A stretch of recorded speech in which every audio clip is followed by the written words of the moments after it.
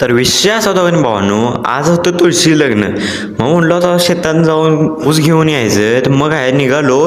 पण वाटेची असली वाट लागलेली का नाही, काय बोलायलाच नको. त्यात म्हणलं तर ऊस घेऊन जाऊया. ऊस तोडणीला आले की मात्र वाट लागणार आहे, ट्रॅक्टर निघणार नाहीत. आता तुम्ही म्हणणार आहे आवरून बिवरून आता कुठं निघालाय, तर निघालेलो वाघजाईला. वाघजाई काय अशी लय लांब नाही आणि गाडी काय डायरेक्ट पायथ्याला लागते, एवढा काय विषय नाही. तरी त्यात आज पावसानं काय घाण केलेलं नाही म्हणून बरं.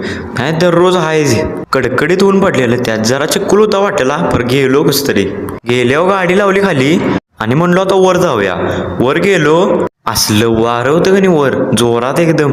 मग म्हणलो जरा आता आतनं जाऊन येऊया. आत जाताना म्हणलं होतं पाया पडून घेऊया लागलंच आणि मग आत जाऊया. आत गेलो आणि आत गेल्यावर असलं गार वाटत का नाही भावानो, काय सांगाय नको, एकदम टॉप.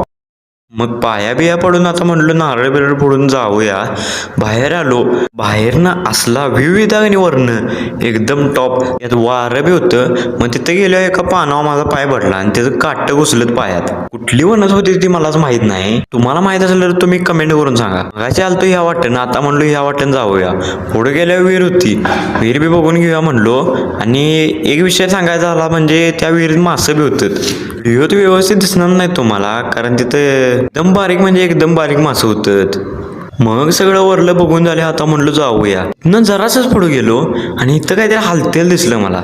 मग जरा व्यवस्थित बघितलं तर कळालं की मोर आहे तिथं, गारव्याला बसलेलं मोर. थांबा दाखवतो तुम्हाला. आम्हाला बघून जी त्यानं उडी मारली की नाही असली, ते तिथं काय थांबलंच नाही, ते डायरेक्ट पळतच ती भ्यालीतच ती. 2 मोर होतं तिथं. मोर बघून झाल्यावर इथंच म्हणलो आता 2 वाजलेत, चाट दिवसानं घरला जाऊया.